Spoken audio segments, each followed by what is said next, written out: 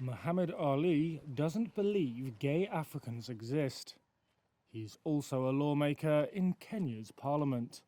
Homosexuality is a Western invention, he claims, and openly gay Africans are liars. That's why he's keen to see his country follow in the example of neighbouring Uganda, which recently enacted one of the harshest anti-LGBTQ laws on earth.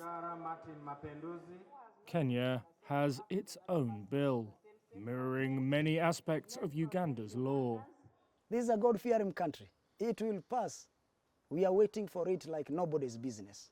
Kenya's so-called family protection bill is currently being vetted by a parliamentary committee, which can then refer it to the full chamber for a vote. Like Uganda's law, the bill includes the death penalty for so-called aggravated homosexuality. Gay sex and promoting homosexuality would potentially be punished with lengthy jail terms. But even if I'll be in the hospital, under ICU, I'll ask them to take me to vote for that thing, to kick them out, to kick LGBTQ out of Kenya completely. That is a bill that every single member of parliament is waiting for. Similar moves are also afoot in Tanzania and South Sudan, according to parliamentarians in those countries, suggesting a broad anti-LGBTQ legislative drive across East Africa. Some regional lawmakers frame the issue as an almost existential battle to save African values and sovereignty.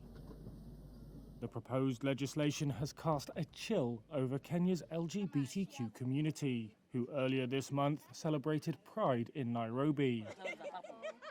Unlike in previous years, the event's location was not disclosed in advance out of fear it would be targeted by anti-LGBTQ activists. Mary-Lise Biubwa was one of the attendees. It's difficult to feel safe even in your own home because you do not know what that looks like anymore. Kenya, not only does our houses not feel like home, but Kenya as a country doesn't feel like home anymore. And so being in an event like this today means we get a brief moment to breathe. Advocates and opponents say the family protection bill has a good chance of becoming law, boosted by Uganda's move as well as well-organised and financed anti-LGBTQ campaigners. Spokespeople for the Kenyan presidency and government did not respond to requests for comment. But President William Ruto, an evangelical Christian, has given some indication of his views. In February, he criticised a Supreme Court decision allowing an LGBTQ rights group to register as a non-governmental organisation. At the time, he said, "We cannot travel the road of women marrying their fellow women and men marrying their fellow men."